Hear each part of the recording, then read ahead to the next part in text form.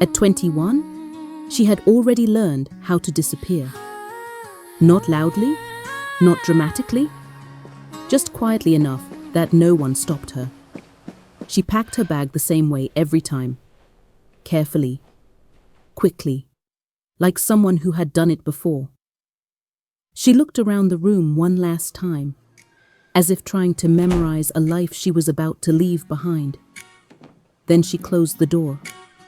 Bus stations became familiar. So did late nights and early mornings. She learned how to blend in, how to sit still while the world rushed past her. Her phone battery was always low, her options even lower, and still, she kept moving.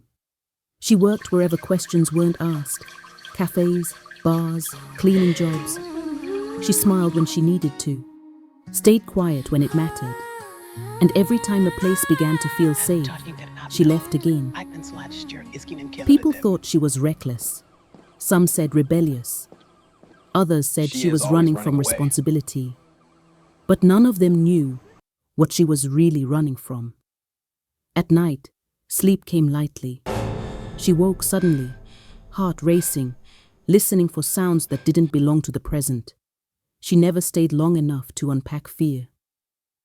The night everything changed, she had nowhere left to go. Rain fell without mercy, the kind that soaks through clothes and settles into the bones. She sat outside a closed store, shivering, exhausted, empty. And that's when someone stopped. The woman didn't ask questions, didn't demand explanations. She offered a coat, then a choice. "You can come with me," she said. "You don't have to explain." For the first time in years, she stayed. Weeks passed before the truth surfaced. Not all at once, not easily.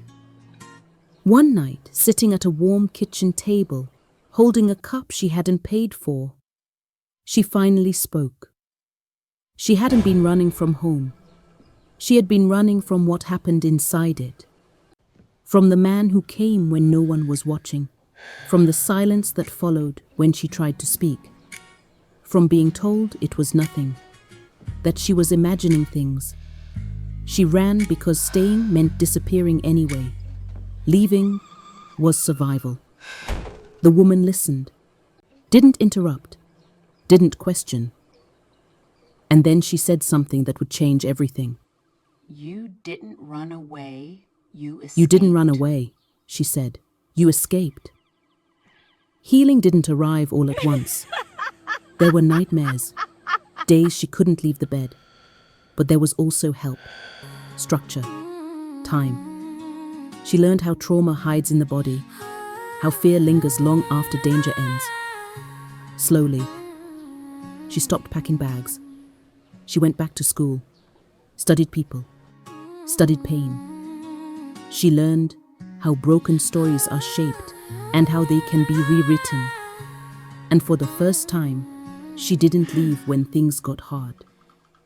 By her late 20s, she was no longer running. She was listening.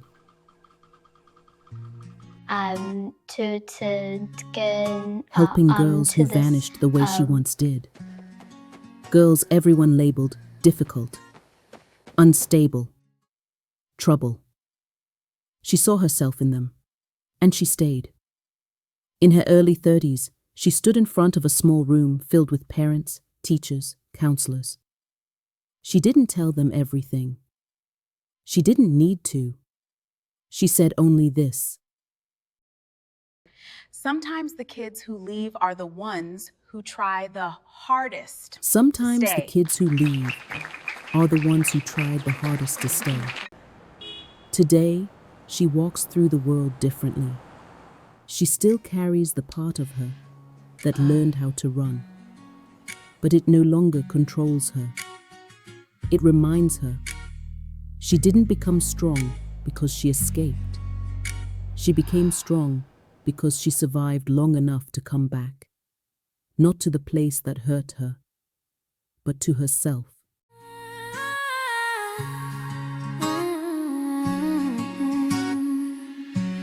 She was always packing bags by the midnight light. Sneakers on the pavement, gone before goodbye. Friends said she was wild, neighbors whispered lies. Why she always running? They never asked her why. Every door felt safer than the one back home. Every mile she ran alone. She was running, running, trying to save